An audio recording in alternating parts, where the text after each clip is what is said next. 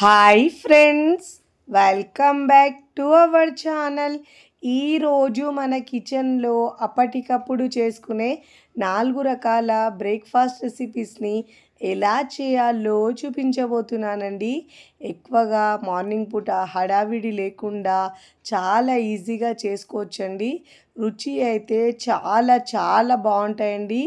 4 కూడా ఒకదానికి మరొకటి రుచిగా ఉంటాయండి ఈ బ్రేక్ఫాస్ట్లో. ఇలా చేసిన బ్రేక్ఫాస్ట్ని పిల్లలు పెద్దలు కూడా చాలా ఇష్టంగా తింటారండి. రుచి అంత బాగుంటుందండి. ఇడ్లీ పిండి దోశ పిండి నానబెట్టుకున్నప్పుడు ఇన్స్టెంట్గా అప్పటికప్పుడు ఒక 5 నుంచి 10 నిమిషాలలో చేసుకోవచ్చండి. అన్నీ కూడా సూపర్ టేస్టీగా చాలా తక్కువ టైంలో ఇంట్లో ఉండే ఇంగ్రీడియంట్స్తో చేసుకోవచ్చండి. పెద్దగా కష్టపడే అవసరం ఉండదండి. సింపుల్గా అండ్ టేస్టీగా బ్రేక్ఫాస్ట్ని రెడీ చేసుకోవచ్చు.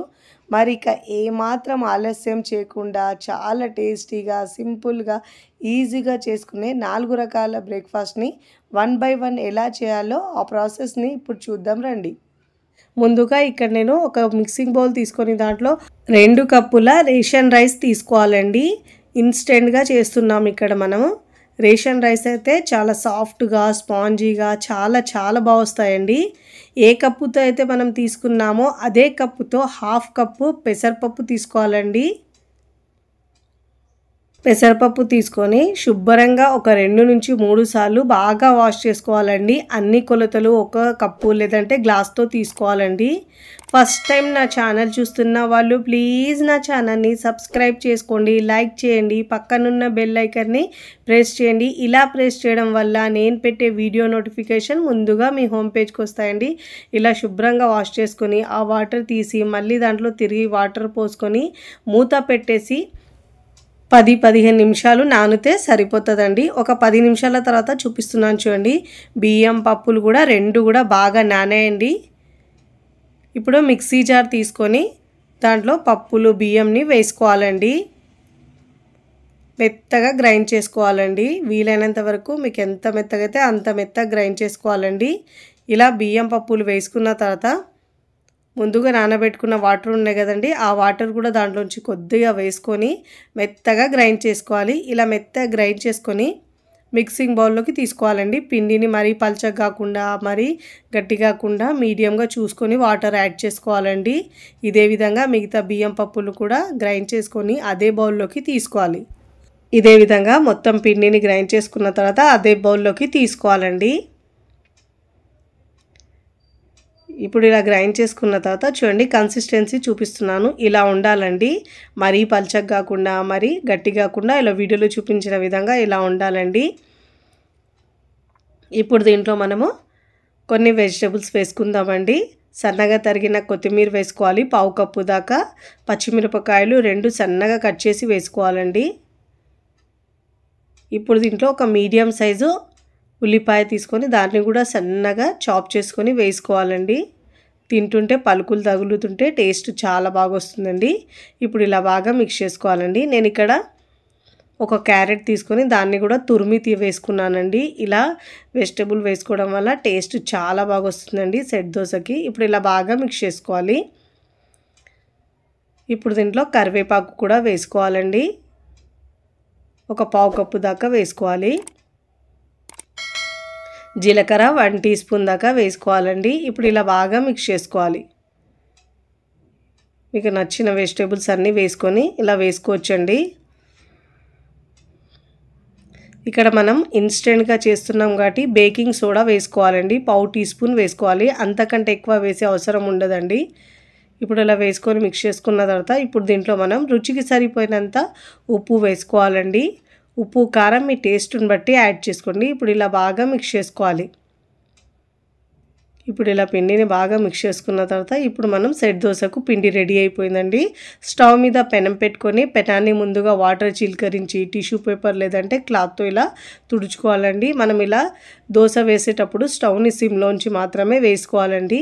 ఇప్పుడు ఇలా మీరు చిన్న గిన్నె లేదంటే గ్లాస్తో అయినా వేసుకోవచ్చండి. ఇలా ఇక నేను మెజరింగ్ కప్తో వేస్తున్నానండి. ఇలా వేసి మరీ స్ప్రెడ్ చేయొద్దండి, కాస్త లావుగానే ఉంటుందండి ఇది సెట్ దోశలాగా.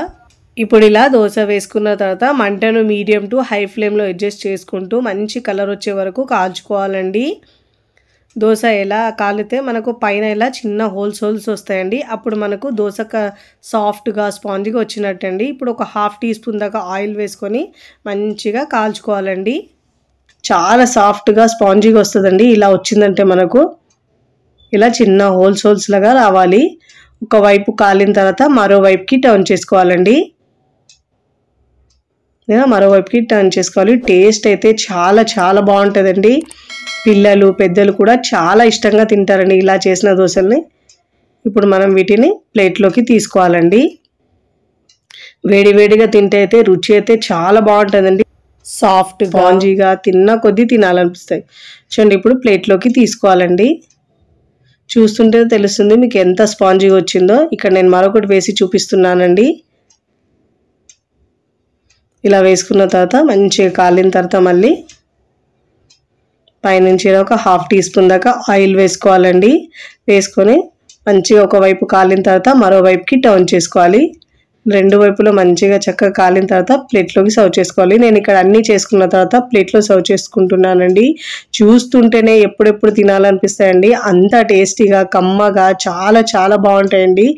ఇలా చేసిన బ్రేక్ఫాస్ట్ని పిల్లలు పెద్దలు కూడా చాలా ఇష్టంగా తింటారండి. మీరు కూడా అప్పటికప్పుడు ఇలా బ్రేక్ఫాస్ట్ని ఒక్కసారి ట్రై చేయండి. ట్రై చేసి ఎలా కుదిరిందో నాకు కామెంట్ ద్వారా తెలియచేయండి. నేనైతే ఇక్కడ ఎర్రకారంతో సర్వ్ చేస్తున్నానండి. మీకు నచ్చిన చట్నీతో మీరు తినొచ్చండి. ఒట్టిగా తిన్నా కూడా టేస్ట్ అయితే చాలా చాలా బాగుంటాయండి. ఇప్పుడు మన సెకండ్ రెసిపీ వచ్చేసి టేస్టీగా ఇన్స్టెంట్ పెసరట్టును ఎలా చేయాలో ఆ ప్రాసెస్ని చూద్దాం. ముందుగా ఇక్కడ నేను బ్రేక్ఫాస్ట్ కోసం మిక్సింగ్ బౌల్ తీసుకోవాలండి. దాంట్లో 1 కప్పు ముడి పెసర్లు తీసుకున్నానండి. 1 కప్పు తీసుకోవాలి. దీంట్లో వాటర్ వేసుకొని శుభ్రంగా ఒక 2 సార్లు వాష్ చేసుకోవాలండి. చాలా హెల్తీ రెసిపీ అండి ఇదైతే. ఇప్పుడు ఏ కప్పుతో అయితే మనం పెసర్లు తీసుకున్నామో అదే కప్పుతో 1/2 కప్పు సగ్గుబియ్యం వేసుకోవాలండి. లావుగా ఉన్న సగ్గుబియ్యం అయినా వేసుకోవచ్చు, సన్నగా ఉన్న సగ్గుబియ్యం అయినా వేసుకోవచ్చు అండి. నేనైతే ఇక్కడ లావుగా ఉన్న సగ్గుబియ్యాన్ని వేసుకుంటున్నాను. ఇలా దాంట్లో వాటర్ వేసుకొని శుభ్రంగా వాష్ చేసుకోవాలండి. మీరు కావాలంటే 2 ఒకసారి వేసుకొని కూడా వాష్ చేసుకోవచ్చు. ఇప్పుడు ఇలా వాష్ చేసుకున్న తర్వాత నానబెట్టే అవసరం లేదండి. అప్పటికప్పుడు మనం మిక్సీ జార్లో వేసుకొని వాటర్ వేసుకొని మెత్తగా గ్రైండ్ చేసుకోవాలండి. వీలైనంత వరకు మెత్తగా గ్రైండ్ చేసుకోవాలి. ఇప్పుడు దీంట్లో 1.5 కప్పుల వాటర్ వేసుకోవాలండి. ముందుగా అయితే ఇంత వేసుకోవాలండి. ఇప్పుడు దీంట్లో రుచికి సరిపోయినంత ఉప్పు వేసుకోవాలండి. ఇప్పుడు దీంట్లో ఒక 1/2 టీ స్పూన్ దాకా పసుపు వేసుకోవాలి. ఈ దోశకి టేస్ట్ చాలా బాగుంటుందండి పెసరట్టుకు. ఇప్పుడు ఇలా వేసుకున్న తర్వాత ముందుగా అయితే వాటర్ ఎక్కువ అనిపిస్తుందండి. గ్రైండ్ చేసిన కొద్దీ తక్కువ అయిపోతుంది వాటర్ దీంట్లో. ఇప్పుడు దీంట్లో 1 టీ స్పూన్ దాకా జీలకర్ర వేసుకోవాలి. వేసుకొని మిక్సీ జార్ని మూత పెట్టేసి మెత్తగా గ్రైండ్ చేసుకోవాలి. చూడండి ఇలా ఈ కన్సిస్టెన్సీలో గ్రైండ్ చేసుకోవాలండి. ఇప్పుడు ఈ గ్రైండ్ చేసుకున్న పిండిని మిక్సింగ్ బౌల్లోకి తీసుకోవాలి.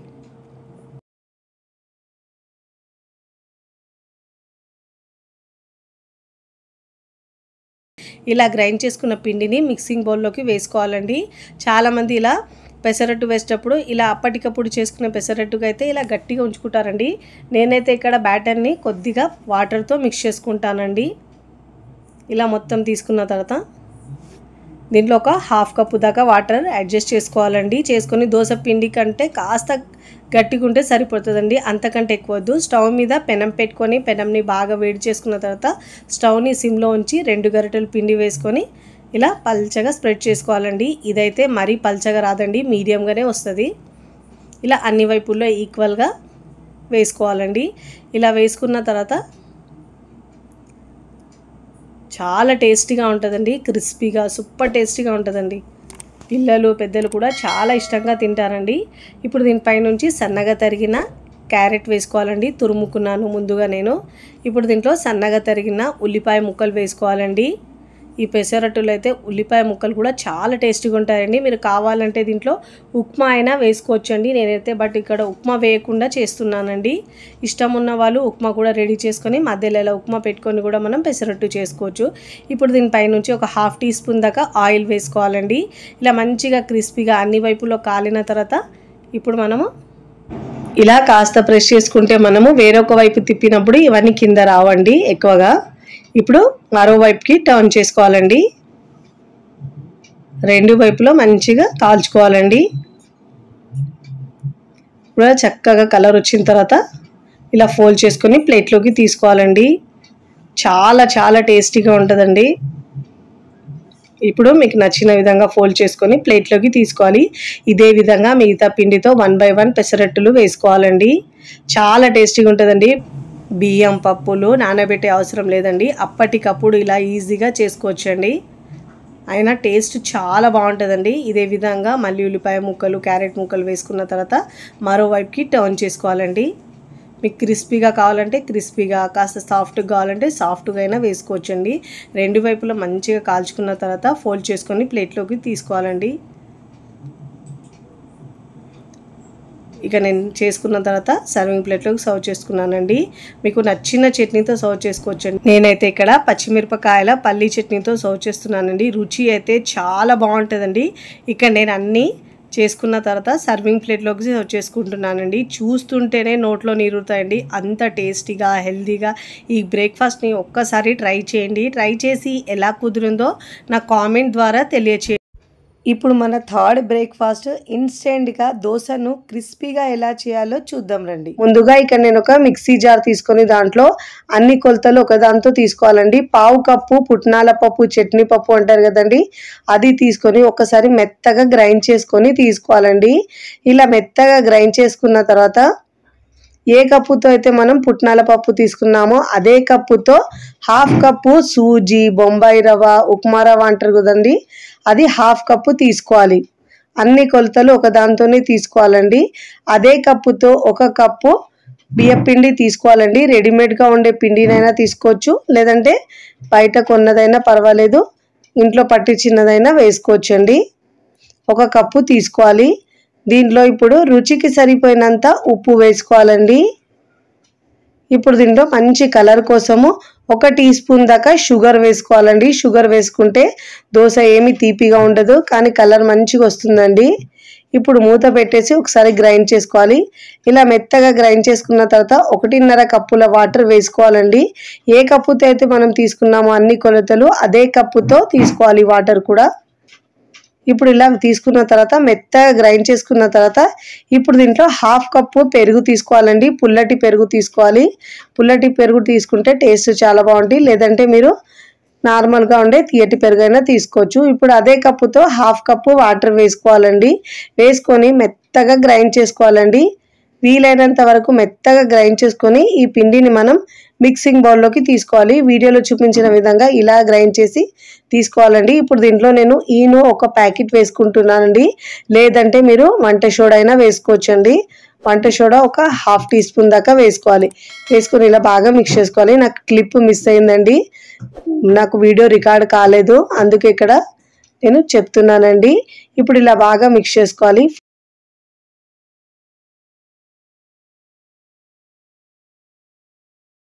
ఇప్పుడు ఇలా బాగా మిక్స్ చేసుకున్న తర్వాత స్టవ్ మీద పెనం పెట్టుకొని వాటర్ చిలకరించి టిష్యూ పేపర్ లేదంటే క్లాత్తో తుడుచుకున్న తర్వాతనే లో ఫ్లేమ్లో ఉంచి ఇలా 2 గరిటెల పిండి వేసుకొని వీలైనంత వరకు పల్చగా స్ప్రెడ్ చేసుకోవాలండి. చాలా క్రిస్పీగా ఇంకా చాలా టేస్టీగా వస్తుందండి దోశ అయితే. ఇలా ఈక్వల్గా స్ప్రెడ్ చేసుకున్న తర్వాత పైన తడి ఆరాలండి. పైన తడి ఆరిన తర్వాత ఒక 1/2 టీ స్పూన్ దాకా ఆయిల్ వేసుకోవాలండి. ఫ్లేమ్ని మాత్రం మీడియం టు హై ఫ్లేమ్లో అడ్జస్ట్ చేసుకోవాలి. ఇలా ఆయిల్ వేసుకున్న తర్వాత మంచి కలర్ వచ్చిన తర్వాత ఇలా ఫోల్డ్ చేసి ప్లేట్లోకి తీసుకోవాలండి. మీకు కావాలంటే సాఫ్ట్ దోశ అయినా వేసుకోవచ్చండి. నేనైతే ఇక్కడ క్రిస్పీ దోశ వేస్తున్నానండి. మీకు నచ్చిన విధంగా వేసుకోవచ్చు. ఇలా క్రిస్పీగా ఫోల్డ్ చేసుకోవాలి. మీకు నచ్చిన విధంగా ఫోల్డ్ చేసుకొని ఇలా మంచి కలర్ వచ్చే వరకు కాల్చుకున్న తర్వాత ప్లేట్లోకి తీసుకోవాలి. ఇక నేను మరొకటి వేసి చూపిస్తున్నానండి. ప్రతిసారి దోశ వేసినప్పుడు ఇలా మనం వాటర్ చిలకరించి తుడుచుకున్న తర్వాతనే దోశ వేసుకోవాలండి. ఇలా వేసుకోవడం వల్ల దోశ మనకు ప్యాన్కి అస్సలు అతుక్కోదండి. ఇలా వేసుకున్న తర్వాత పైన తడి ఆరిన తర్వాత ఒక 1/2 టీ స్పూన్ దాకా ఆయిల్ వేసుకోవాలి. తిప్పుతూ అన్ని వైపులో మంచి గోల్డెన్ కలర్ వచ్చే వరకు దోశను కాల్చుకోవాలండి.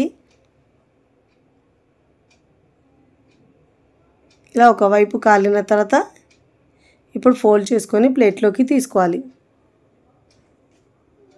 ఇదే విధంగా 1 by 1 దోశలను వేసుకొని ప్లేట్లోకి తీసుకోవాలి. సర్వింగ్ ప్లేట్లో సర్వ్ చేసుకోవాలండి. నేనైతే ఇక్కడ ఒకవైపు వేడివేడిగా వేస్తూ పిల్లలకు సర్వ్ చేస్తున్నానండి. చూస్తుంటేనే నోట్లో నీరుతాయండి. అంత క్రిస్పీగా టేస్టీగా భలే రుచిగా ఉంటాయండి. దానికి కాంబినేషన్గా పల్లి కొబ్బరి చట్నీ చేశానండి. దాంతో నేను ఇక్కడ చికెన్ పచ్చడి కూడా సర్వ్ చేస్తున్నాను. రుచి అయితే సూపర్గా ఉంటుందండి. మీరు కూడా తప్పకుండా ఈ ఇన్స్టెంట్గా చేసే దోశను ఒక్కసారి ట్రై చేయండి. ట్రై చేసి ఎలా కుదిరిందో కామెంట్ ద్వారా తెలియచేయండి. నేను ఇక్కడ ఒకవైపు వేడిగా చేస్తూ మరోవైపు ఇలా పిల్లలకు సర్వ్ చేస్తున్నానండి. మార్నింగ్ పూట ఎక్కువ హడావిడి లేకుండా అప్పటికప్పుడు 5 నిమిషాల్లో చేసుకోవచ్చండి. చాలా టేస్టీగా ఉంటాయి. ఇప్పుడు మన 4th రెసిపీ వచ్చేసి సాఫ్ట్గా స్పాంజీగా ఇన్స్టెంట్ ఇడ్లీని ఎలా చేయాలో చూద్దాం రండి. ముందుగా ఇక్కడ నేను మిక్సీ జార్ తీసుకోవాలండి. దాంట్లో 1 కప్పు అటుకులు వేసుకోవాలండి. నేను ఇక్కడ లావుగా ఉన్న అటుకులు తీసుకుంటున్నాను. మీరు కొలతలు గిన్నె గ్లాస్ దేంతో అయినా తీసుకోవచ్చండి. ఇప్పుడు ఈ అటుకులను మెత్తగా గ్రైండ్ చేసుకోవాలి. ఇప్పుడు గ్రైండ్ చేసుకున్న తర్వాత మరొక మిక్సింగ్ బౌల్ తీసుకొని దాంట్లో ఏ కప్పుతో అయితే మనం అటుకులు తీసుకున్నామో అదే కప్పుతో 1 కప్పు సన్నగా ఉండే ఇడ్లీ రవ్వ తీసుకోవాలండి. ఇలా ఇడ్లీ రవ్వ తీసుకొని వాటర్ వేసుకొని శుభ్రంగా ఒక 2 సార్లు వాష్ చేసుకోవాలండి. సన్నటి రవ్వ తీసుకుంటే మనకి ఇడ్లీలు చాలా మృదువుగా వస్తాయండి. ఇలా వాష్ చేసుకున్న తర్వాత వాటర్ వేసుకొని ఒక 10 నిమిషాలు నానబెట్టుకోవాలండి. చూడండి ఈలోపు నేను అటుకులను కూడా గ్రైండ్ చేసుకున్నాను. ఇప్పుడు ఈ మిక్సీ జార్ని పక్కకు పెట్టి ఇప్పుడు చట్నీ రెడీ చేసుకుందామండి. స్టవ్ మీద ప్యాన్ పెట్టుకొని 1 కప్పు పల్లీలు వేసుకోవాలండి. ఫ్లేమ్ని మాత్రం లోలో ఉంచి మాత్రమే ఫ్రై చేసుకోవాలండి. ఇప్పుడు 1 టీ స్పూన్ దాకా ఆయిల్ వేసుకోవాలి. ఇప్పుడు ఇలా బాగా మిక్స్ చేసుకోవాలి. చాలా టేస్టీగా ఉంటుందండి ఈ చట్నీ. ఇడ్లీలో అయితే మీ టేస్ట్ని బట్టి పచ్చిమిరపకాయలు వేసుకోండి. నేను ఇక్కడ 2 తుంచి వేసుకున్నానండి. మీరు కారం ఎక్కువ తింటే ఎక్కువైనా యాడ్ చేసుకోవాలి. లో ఫ్లేమ్లో ఉంచి ఇలా బాగా ఫ్రై చేసుకోవాలి. ఇప్పుడు నేను దీంట్లో ఒక 2 టీ స్పూన్ దాకా పుట్నాల పప్పు చట్నీ పప్పు అంటారు కదండి, అది వేసుకున్నాను. వేసుకొని లో ఫ్లేమ్లోనే ఇలా 2 నిమిషాల పాటు ఫ్రై చేసుకోవాలి. ఇప్పుడు ఇలా ఫ్రై చేసుకున్న తర్వాత చిన్న చింతపండు ముక్క వేసుకున్నానండి. ఎక్కువ వేసుకుంటే పులుపు వచ్చేస్తుందండి. అందుకే కొద్దిగా వేసుకోవాలి. ఒక పిడికెడు కరివేపాకు వేసుకోవాలండి. ఈ చట్నీలో కరివేపాకు ఫ్లేవర్ చాలా టేస్టీగా ఉంటుందండి. ఇప్పుడు ఇలా మిక్స్ చేసుకొని స్టవ్ ఆఫ్ చేసుకొని పూర్తిగా చల్లారిన తర్వాతనే ఈ పప్పు పల్లీలను కూడా మనం మిక్సీ జార్లో వేసుకొని కొద్దిగా వాటర్ యాడ్ చేసుకొని మెత్తగా గ్రైండ్ చేసుకోవాలి. ఇప్పుడు ఇలా గ్రైండ్ చేసుకొని పక్కకు పెట్టుకోవాలండి. ఈలోపు మనము ముందుగా నానబెట్టుకున్న రవ్వను ఇలా పిండేసి వాటర్ ఏమీ లేకుండా ముందుగా అటుకుల పౌడర్ ఉంది కదండి దాంట్లో వేసుకోవాలి. ఇలా వాటర్ లేకుండా పిండేసి వేసుకోవాలండి. ఇలా మొత్తం రవ్వ వేసుకోవాలి. ఇలా వేసుకున్న తర్వాత ఏ కప్పుతో అయితే మనం రవ్వ తీసుకున్నామో అదే కప్పుతో మనము 1 కప్పు పెరుగు తీసుకోవాలండి. నేను ఇక్కడ పుల్లటి పెరుగు తీసుకున్నాను. ఇప్పుడు ఇలా బాగా మిక్స్ చేసుకోవాలి. ఇప్పుడు దీంట్లో కొద్దిగా వాటర్ వేస్తూ మనకు ఇడ్లీ పిండి ఎట్లా ఉంటుందో అదే బ్యాటర్ని కన్సిస్టెన్సీ అడ్జస్ట్ చేసుకుంటూ వాటర్ యాడ్ చేసుకోవాలండి. కొద్దిగా వాటర్ వేస్తూ మిక్స్ చేసుకోవాలి.